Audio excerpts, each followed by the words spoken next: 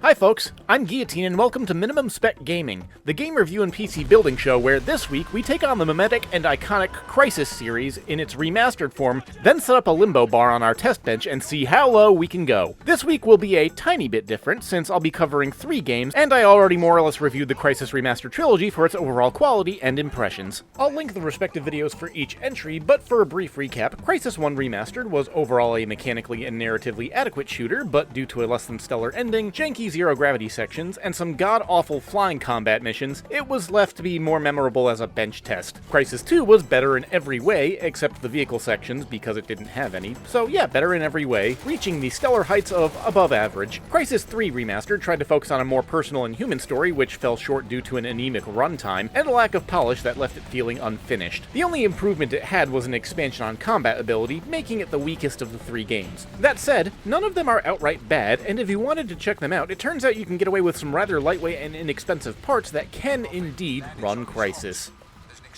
For today's testing, we'll be able to stick with our same LGA 1155 motherboard that we've had for our last few episodes. According to the minimum spec recommendations for the Crysis Remastered Trilogy, we have 2 different spec sheets, depending on whether you're running just the first Crysis or the shared specs between Crysis 2 and 3. That said, all the specs are in close proximity, and the first part we'll focus on is the GPU. While Crysis 2 and 3 would recommend a GTX 1060, they don't specify whether they would want you to use the 6GB model or the cut-down 3GB model. However, it's all rendered moot because since our goal is usually to see what's the lowest we can get away with, we'll be starting out with the GTX 1050 Ti as recommended by Crysis 1. Funnily enough, I ended up tracking down both versions of the 1060, which never ended up getting any use for the shooting of this video. I guess I'll just have to save them for another day. Anyway, next is the CPU. All 3 entries in the trilogy have 3rd gen i5s as their minimum, but it's only 2 models, the i5-3450 and the i5-3470. I would go into fine details and comparisons for the 2, but they are goddamn nearly identical. The only difference I saw on their respective spec sheets were that the 3450 was 100 MHz slower on standard and turbo clock speeds.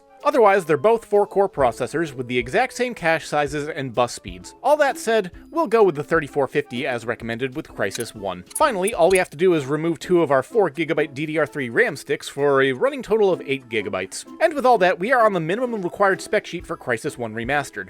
That said, how does it run? Well, letting the game decide for itself on the level of detail, it set itself to low on 1080p, and for a list of minimally spec'd parts, this is not the performance I was expecting. It wasn't uncommon to see the frame rate getting over triple digits, and the lows were somewhere around 65 FPS. RAM usage was barely at 5GB, and the VRAM on the graphics card was hovering around 2.5GB. So clearly we're in overcompensatory overkill territory. But what about bringing this same build over to Crysis 2 and 3? Well, Crysis 2 had lows about the same as 1 at 60 FPS. Averages were a little lower, but still quite playable at 75, and Crysis 3 was the same. All 3 games on 1080p low settings were not only stable, but smooth and consistent on hardware that is already below the recommended minimum for 2 of them. So with that established, let's start to go lower.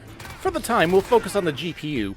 Rather than go down in increments, I opted to jump straight from the middle of the 1000 series to the bottom of the readily available cards. That said, we'll be going with this rather cheap-feeling GT 1030, going from 4GB of DDR5 RAM to 2GB, and cutting the CUDA cores, ROPs, and TMUs in half. We're now wandering into some rather weak territory. That said, how are we looking when we boot up into Crysis 1 again? 2 words: barely playable.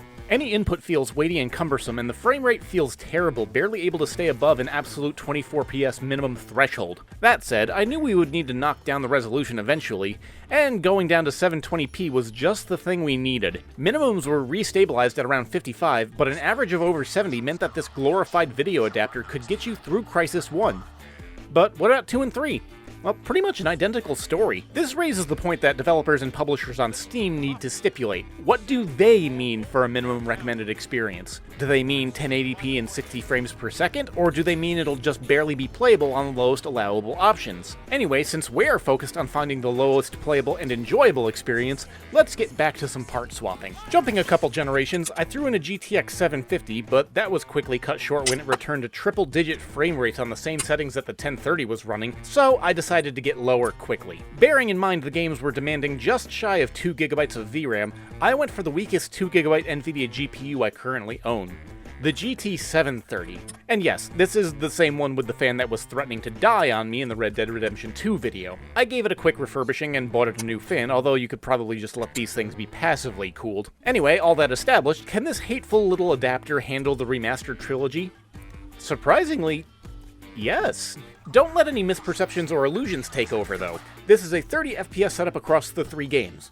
A stable, consistent, and controllable 30 FPS low. That said, this is where, for the GPU, I stopped going lower.